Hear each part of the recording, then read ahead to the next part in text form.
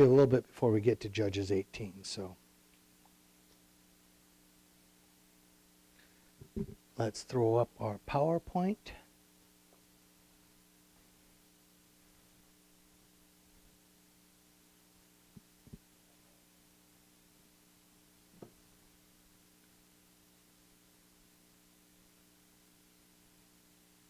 Yeah, it does. Sometimes the reshaping of the PowerPoint when it comes on allows it to be full screen.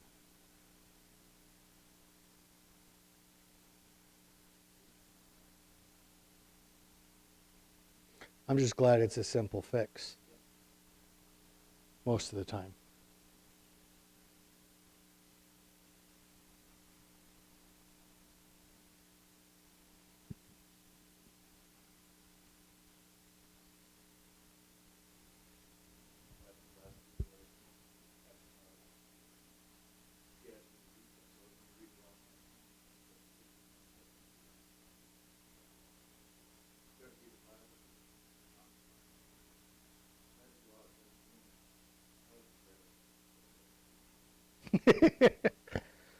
I'm ready because I got some sun. All right, here we go. It's not perfect, but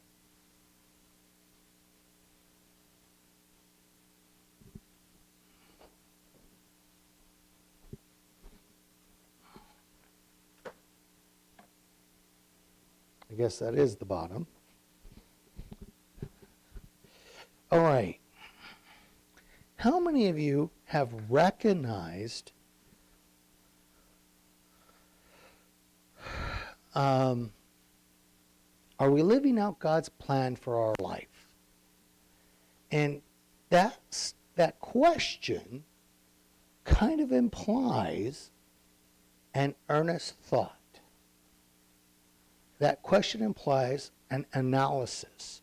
Most of us don't wake up every morning and say, okay, Lord, I want to live out your plan for my life today. Do we? Most of us wake up thinking, is my wife going to laugh at me by what I pick out of the closet? Fred, maybe you don't have that problem. I do.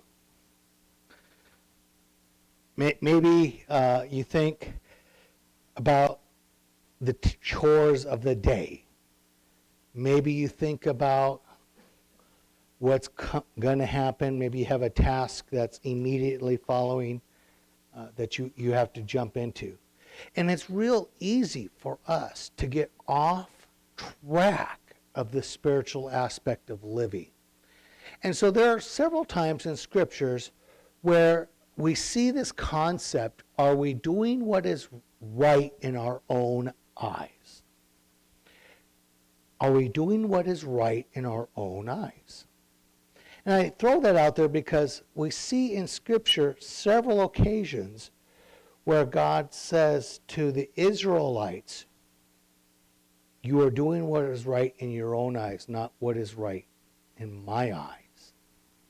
And so Proverbs 12:15, a fool's way is right in his own eyes. A fool's way. Now, many times, we don't think of ourselves as a fool, but we're going to do right in our own eyes.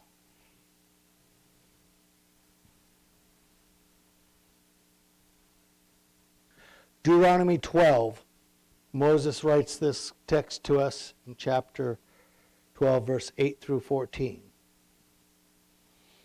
Moses says, and this is coming out of the inspiration that God gave him, you're not to do as you are doing here today. Everyone is doing what seems right in his own eyes. Indeed, you have not yet come into the resting place,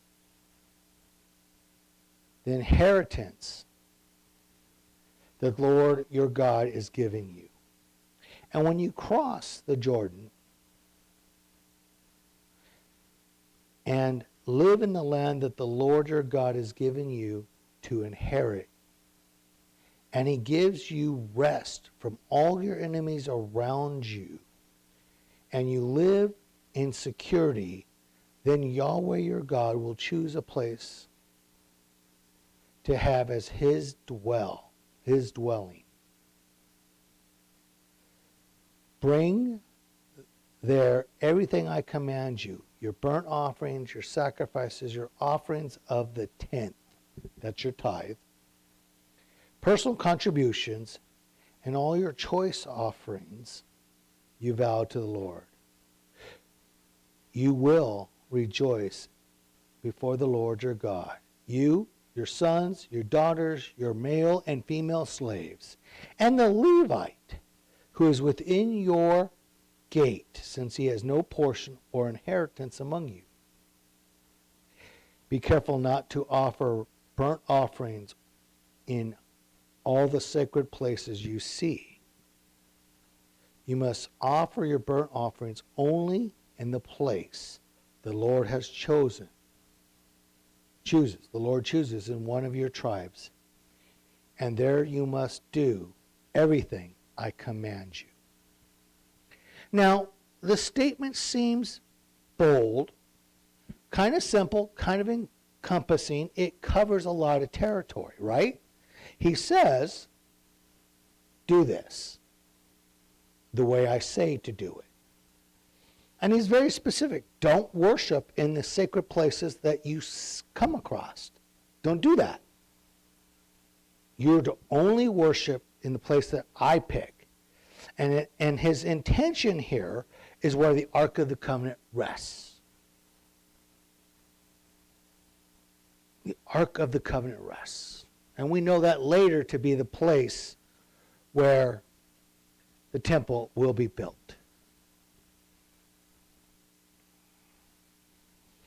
In Numbers 32, 2.5 tribes come to Moses. The Reubenites, the Gadites, and half the tribe of Manasseh, which they're cattle people. And they come and say,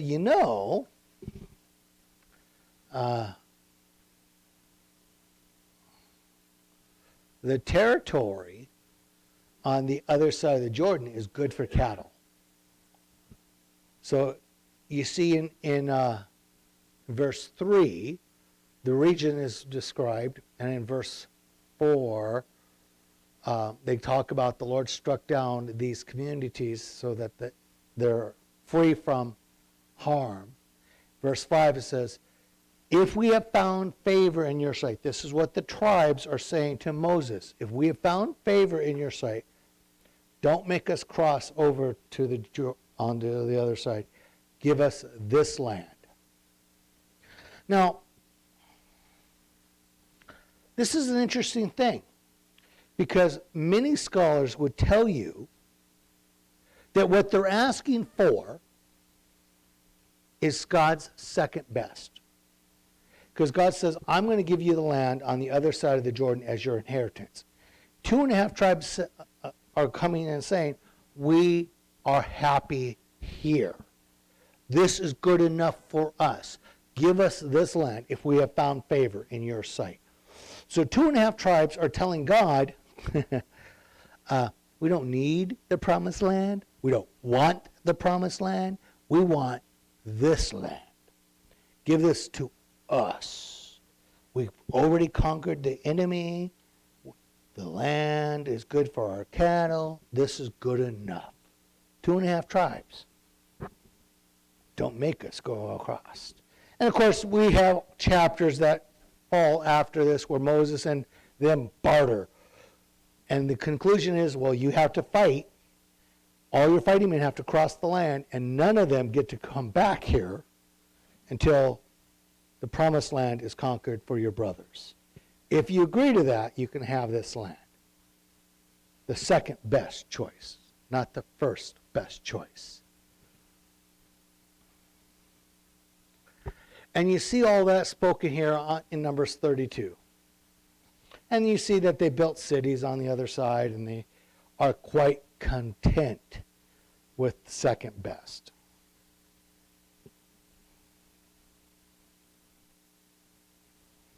So here is the promised land as outlined.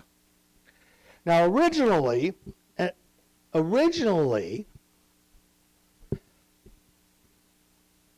nothing over here was supposed to be promised land. So I said 2.5 tribes, Reuben and Gad, 2 tribes, half of Manasseh were here. This was the land as outlined in Moses' time, and this is the land that Joshua was to deliver them to us. Okay.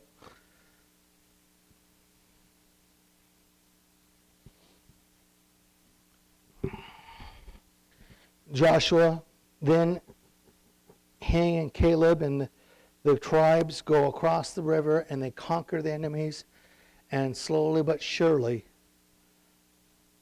each tribe is given an allotment of land. Each tribe is given an inheritance. Now, part of the tasks of the land is, okay, you have to clear out the Canaanites. You're not to leave the Canaanites there. You're not to leave them there. You are to clear them out. You're to defeat them. You're to chase them away or kill them. They are not to co-inhabit the land with you. Now, the interesting thing is, that sounds kind of simple, doesn't it? But they don't do a very good job of that. Not only do they not do a very good job of that, sometimes they do a poor job of that. The tribe of Dan, which is what we're going to read about in Judges 18, is originally given this plot of land. Now, if you remember anything about this plot of land, this is the land where the Philistines live. And this is the land where they have giants here and raiders that come up and invade this way and invade this way. And they're kind of a thorn in the side. This is the land that we call today Gaza Strip. Yeah, yep. Gaza's in there, yep. But that is that land. And Dan does not do a real good job of clearing out the promised land, their allotment. Matter of fact, they do such a poor job that leads us to the spot where we're at today in Judges 18. So if you got your Bibles handy, we'll start. Verse 1, in those days there was no king.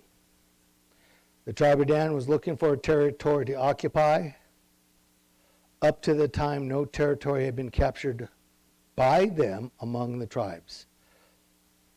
So the Danites sent out 5 brave men from their clans, from Zorah to Eshtaol, to scout out the land and explore it, and they told them, go explore the land.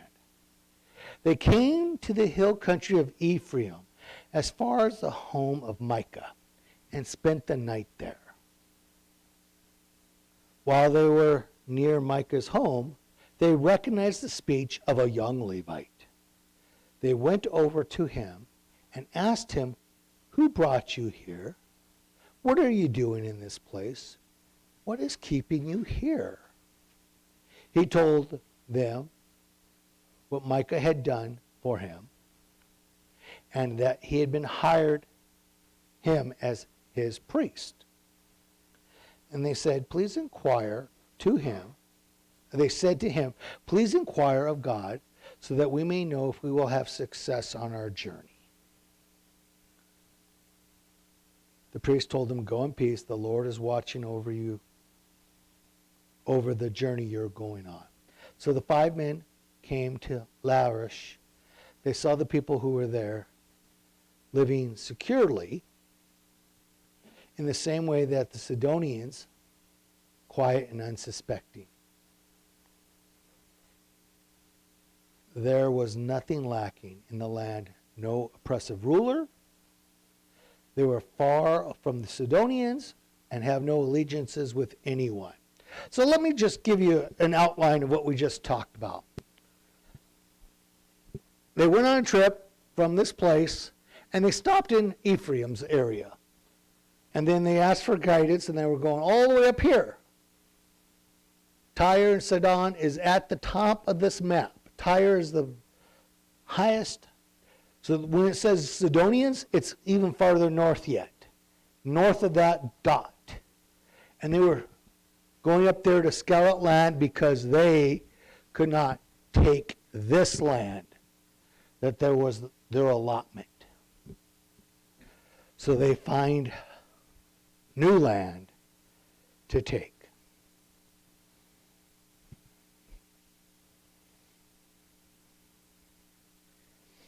Now, as we continue to read,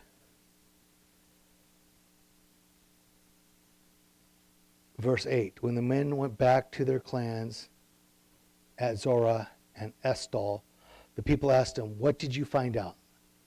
They answered, "Come on, let's go up against them, for we've seen the land, it is very good. Why wait? Do not hesitate to go and invade and take possession of the land. When you get there, you will come to an unsuspecting people and a spacious land, for God has handed it over to you. It is in a place where nothing on earth is lacking." So 600 Danites departed from Zorah, Eshtaol, armed with weapons of war. They went and camped at Kiriath Jearim in Judah. That is why the place is called the Camp of Dan. To this day, it is west of Kiriath Jearim. From there, they traveled the hill country of Ephraim and arrived at Micah's house. The 5 men who had gone out, scouted out the land, Larish, told the brothers, "Do you know where there an ephod house, gods and carved images overlaid with silver in these houses?" Now think about it. What you should do. So they detoured there and went to the house of the young Levite at the home of Micah and greeted him. The 600 Danite men were standing at the entrance of the gate, armed with their weapons of war. The 5 men who had gone out to scout the land went and took the carved images overlaid with silver, the ephod and the household idols, while the priests were standing by the entrance of the gate with 600 men armed with weapons of war. Now, the interesting thing is, as we read this unfold, these men received hospitality here previously, advice here previously, and now they have showed up to rob Micah, armed and ready. And 600 men is apparently enough to rob Micah. There's apparently enough people here that this is going to happen.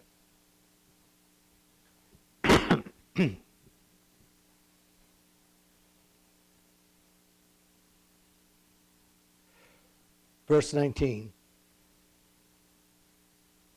They told him, "Be quiet, keep your mouth shut. Come with us and be a father and a priest to us. It is better for you to be a priest for the house of one person, or for you to be a priest for a tribe and family in Israel." So the priest was pleased and took his ephod, household idols, and carved images and went with the people. They prepared to leave, putting their small children and livestock possessions in front of them. After they went some distance from Micah's house, the men who were in the houses near it mobilized and caught up with the Danites. They called out to the Danites who have turned to face them and said to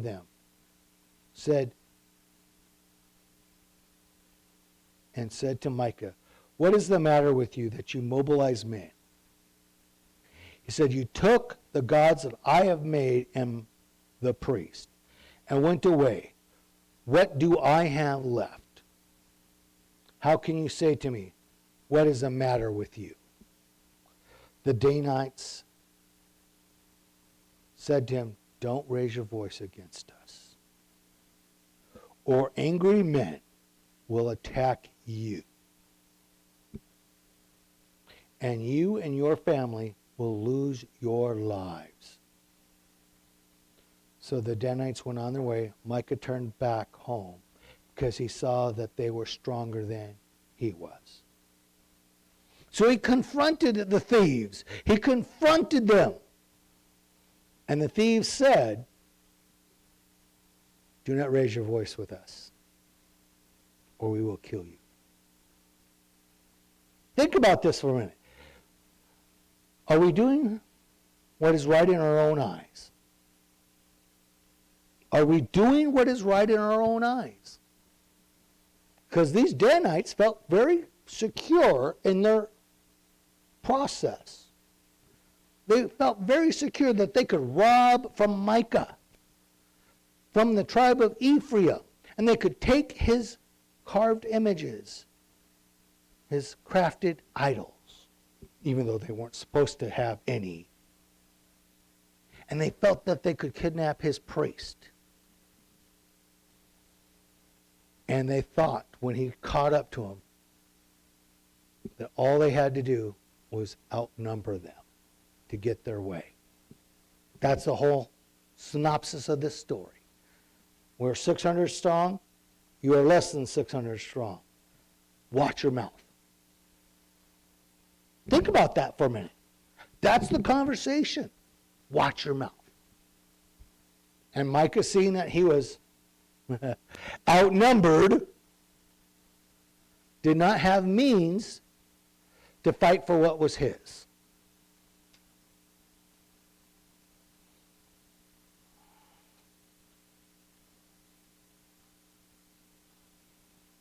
And the tribe went up north, and they did as they had planned.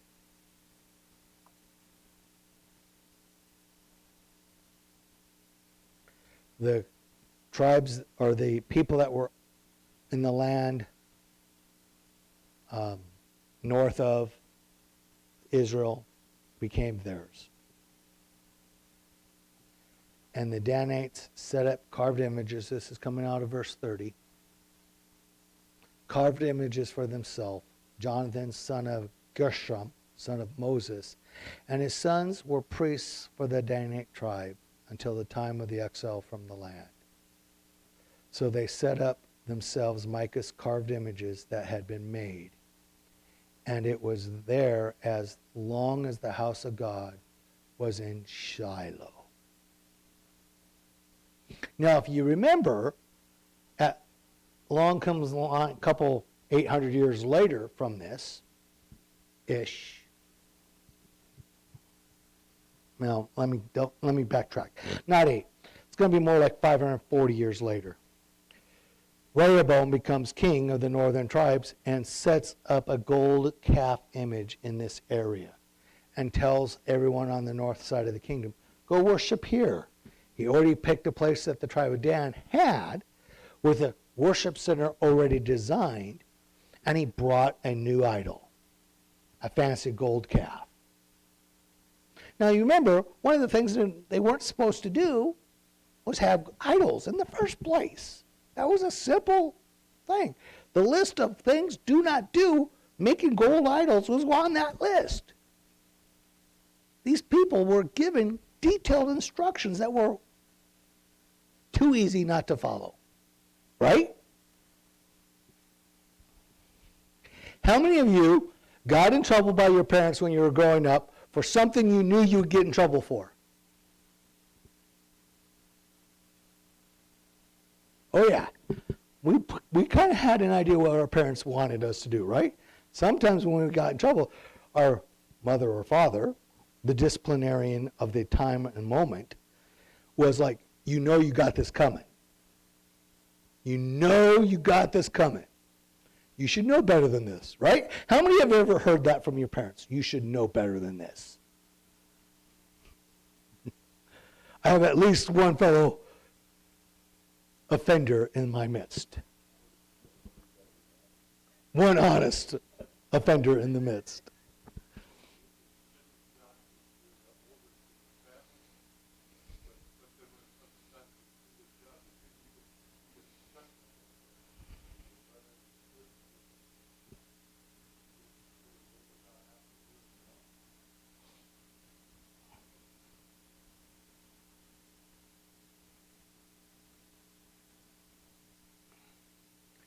Judges 2, 1 through 3. The angel of the Lord went up to Gilgal to Bochum and said, I brought you out of Egypt and led you into the land promised for your fathers. I also said I would never break my covenant with you. You are not to make a covenant with the people who are living in this land. You are to tear down their altars, but you have not obeyed me. What is this you have done? Therefore I now say, I will not drive out these people before you. They will be a thorn in your sides, and their gods will be a trap for you. Again, when we do what God gives us to do, we are in a better place. When we don't do what God gives us to do, we are in an awful place. Does that make sense?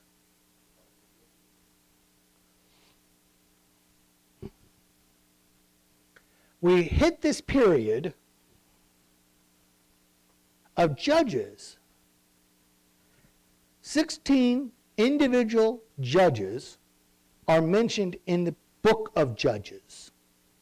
Now, you could argue that, whether, you could argue some of that because there's language, but basically we're going to say there's 16 judges in the book of Judges.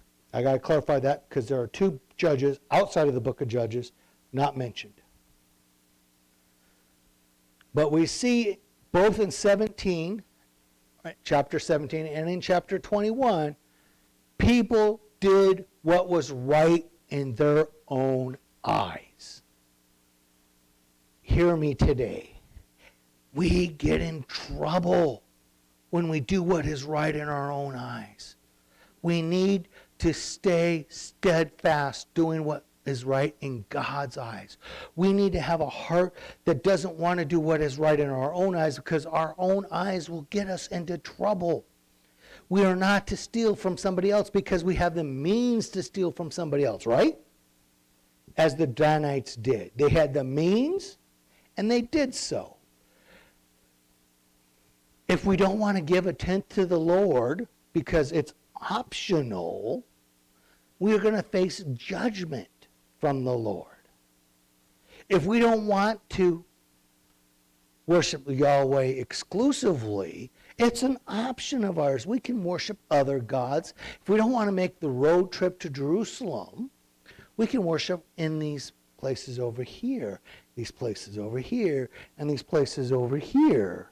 We can worship wherever we want. Why do what God has commanded us to do when we have so many altars around us? Doing what is right in our own eyes gets us in trouble. Let us not remain in a troubled position.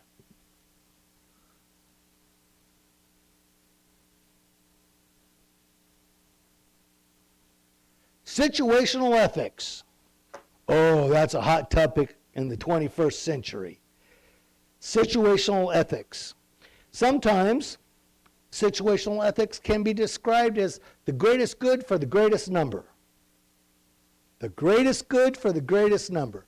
Doesn't that sound semi-logical?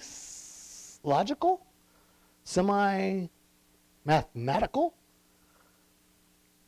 So, Fred, greatest good for the greatest number. If we come and take your land, we being everybody else not named Smith, and take it from the Smiths, that's greater good for greater people.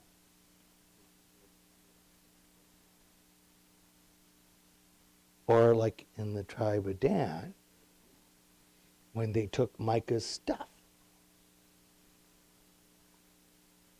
And again, the definition says they live according to a contextual ethical place without the use of an absolute moral standard.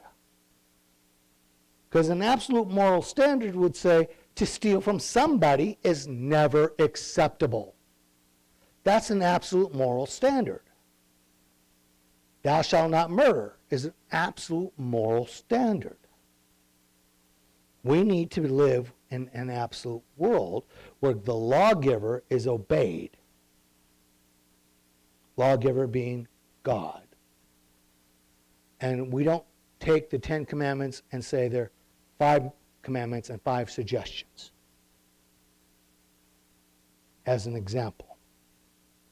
Situational ethics allows us to dwell in the possibility that there isn't a moral code to adhere to or personal ideals. We can dwell in a place where we are in control of various things. Now, I tell you this, situational ethics can change with the person writing the situational ethics. Because it's real easy to justify your bad choice. How many of you have ever justified a bad choice to God? Again, I'm apparently the only one. Because we can say, this bad choice is, we want to be in the spot where we don't do that. Key story. All right, I've got this note up here. I'll be quick through this key story. All right. We'll pick on the owner of the Buick car outside. That's a pretty nice car you got out there. But, so let's say somebody walks up to you and says, let's say Cody walks up to you and whispers in your ear, did you see somebody keyed your car? And you're like, nobody keyed my car. Yeah. Shh. I'm telling the story here. And you have this conversation with Cody, and you walk outside and you see that your driver's side door has been keyed up and down one way or another.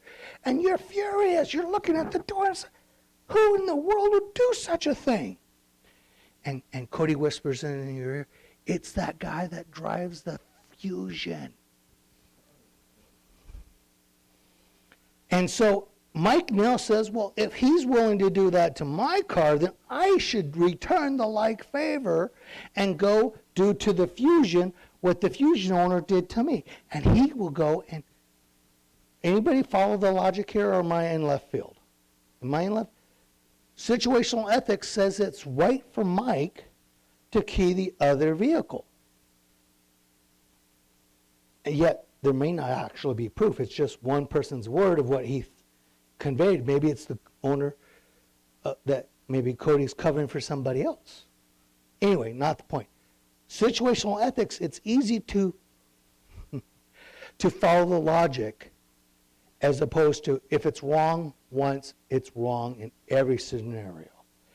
Absolute values, absolute morality, absolutely wrong. There's not a definitive place to be in situational ethics. Because if my car got keyed, then I should be able to key somebody else's car. And if I just by chance key the wrong car, well, whoever keyed my car is responsible to repair that car.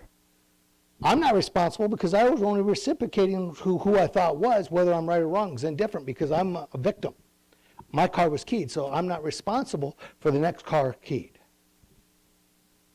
That's how people think. So let us not keep track with returning favors of failures. Big Pete tells us in his first letter to the church, now finally, all of you should be like-minded, sympathetic, should love believers, and be compassionate and humble, not paying back evil for evil, or insult for insult, but on the contrary, giving a blessing since you were called for this, so that you can inherit a blessing. Oh, okay. I like the motive. The one who wants to love life and see good days must keep his tongue from evil, and his lips from speaking deceit. He must turn away from evil and do what is good.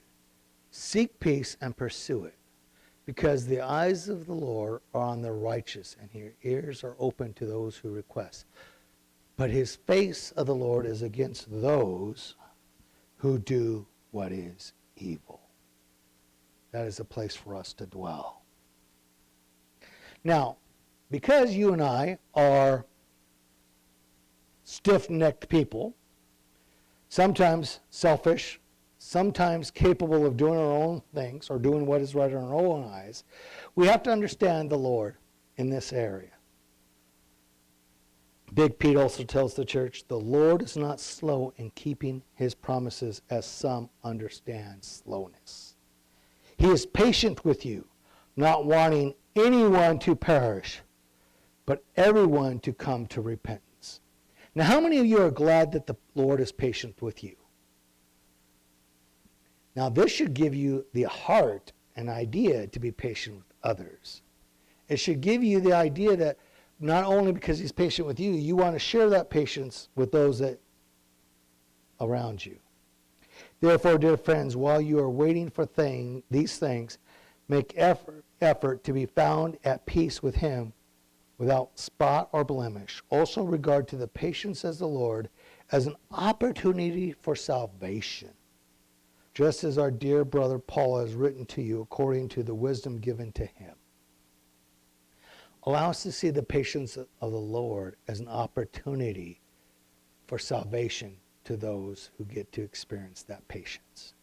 Sometimes we as Christians are the least patient group, right? Anytime have you ever felt like you weren't very patient? I know I can say yes to that. There are certainly times where I am less than obviously the best example to be patient.